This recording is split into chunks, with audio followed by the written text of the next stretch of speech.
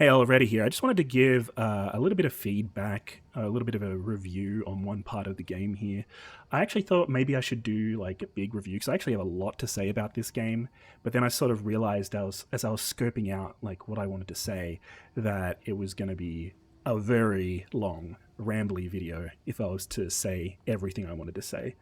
But instead, I just want to make one point because I think there's one big thing that I want to talk about more than anything else in this game, and I think that this game has a lot that needs talking about besides this. But to keep things short, I wanted to talk about this one topic. And before we get to that topic, let me propose a hypothetical to you. Suppose you're playing a Souls like game. You know, let's say I'm making a new Souls like game, actually. And I'm like, I like Souls games, so I want this to be like pretty much exactly like a Souls like. But I always found that the Souls-like games, they sort of weren't really punishing enough. Like you lose your souls or whatever, but that's sort of like a pretty minor issue.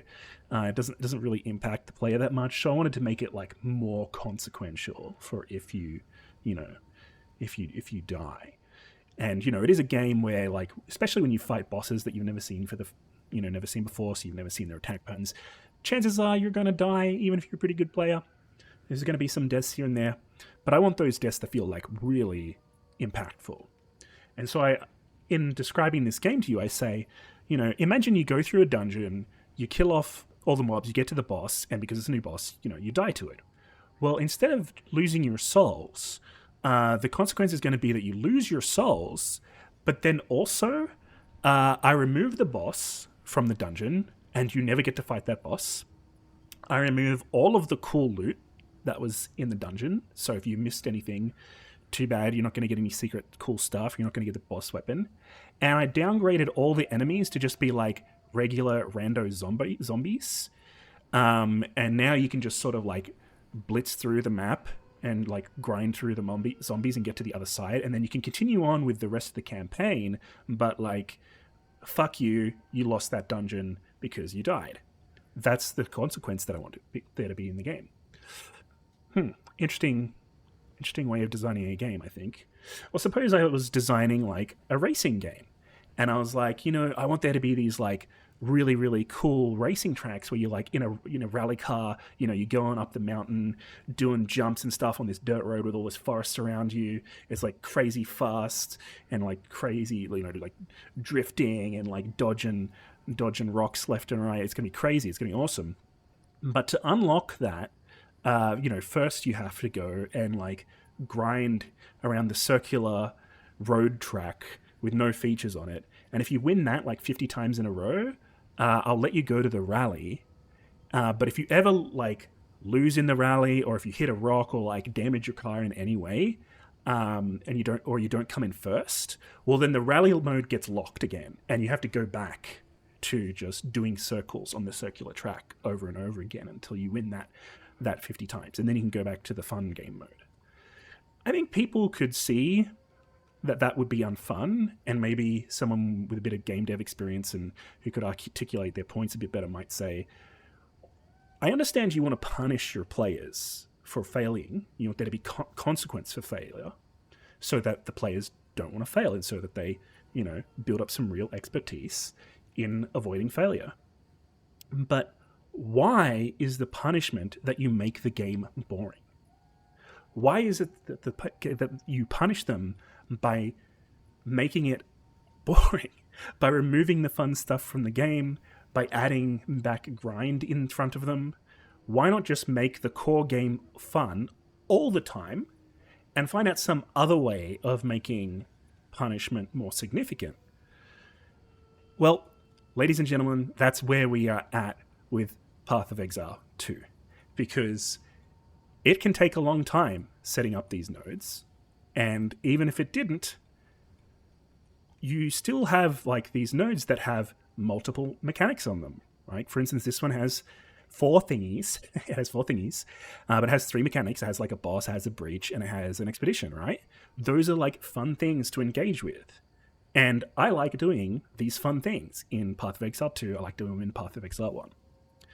And if I navigate to this node, and if for whatever reason, maybe I'm a terrible player and I die, or maybe I'm an okay player, but there's like, a red pixel on the ground that I just didn't notice and it explodes on me and insta kills me from full health, from 4K ES and maxed res. You know, that happens sometimes too. Well, in this game, when that happens, they delete all of these four thingies from the map. And they remove the fun things from the map and they turn it into a boring map. And now you have to play a boring map. And you might say, well, technically you don't have to play a boring map. You could go over here, go over to somewhere else and play one that you've got other stuff on. But, you could die there. And not only that, but like it took effort, like getting all the way to these towers to build up this node. So it's not like these naturally spawn with four thingies on them. You have to get four thingies on them. You have to build that up yourself. So losing that still means, at the very least, even if you can go to another node, if I can go over to this node that has three mechanics on it, plus an extra level, so four thingies, then sure, I can go over there. But this one I set up as well, like for the most part. So I really feel like that is the main thing that is really puzzling me, and that is really like, what the fuck? What the fuck were they thinking kind of thing here? Because I totally understand wanting to have proper consequences for failure in a game. What I don't understand is why that consequence would be, yeah, well now we're gonna make you bored of our game. Fuck you. We're gonna make you think our game is shit. That's the consequence for the failure. So I really think they need to find a different way of doing it. If they want to make the punishment more severe, they need to find a different way of punishing the player. What could that be? Well, I think there's many ways of doing that. I actually have a suggestion for the Atlas that I think would be kind of cool. I think it would be cool if it was like not infinite, and if it was like a world, and if you had like proper biomes, like Minecraft, you have all the snowy areas in the top, and like have a desert over here, and then like a lush area over here, or whatever, right?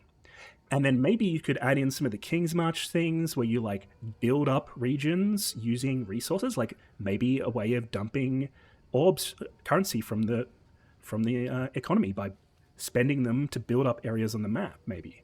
I don't know. And then give those areas like a vitality. So you can like run them a certain number of times, but once you run them X number of times, they run out of vitality and you can't do anything with that node anymore. Kind of like, maybe like you're digging up all the resources in Minecraft, and so now you have to move on. And then since it's a finite world, maybe you could even have like incursions or something, or like disasters where, as you're working on the ice area up the top, up the North Pole or whatever, the southern area that you had built up previously has now been invaded by monsters, and it's like scrambled all the nodes there and destroyed all the stuff and added vitality back to the region. So now you can come back down there after you're done with the snow region, and you can redo that bottom region. And I guess technically it doesn't have to be a finite world. You can go infinite if you want. I just kind of think that's cool. But that's sort of one example where, like, if you fail on a node, you don't have to remove all these fun mechanics that you've put on it. You can just say, okay, have another go, but you've just lost one run on that node. And now you don't have like 5 runs on the road, you only have 4 runs on the node. That's still punishing, but it hasn't removed the fun of the game. And when the node's shut down, sure, you have to move on to a different region, but instead of having this like long grindy path to like hitting all these towers, you just have like a building mini game where you build up that region, and so it really just costs you the currency to build it up, and then like whatever unlocks you might have gotten from like some kind of meta progression in the building system. So I think that as long as you make the building system engaging and fun, then that would be a way of like punishing players in a more significant way than just losing a little bit of XP, but also still retaining that ability to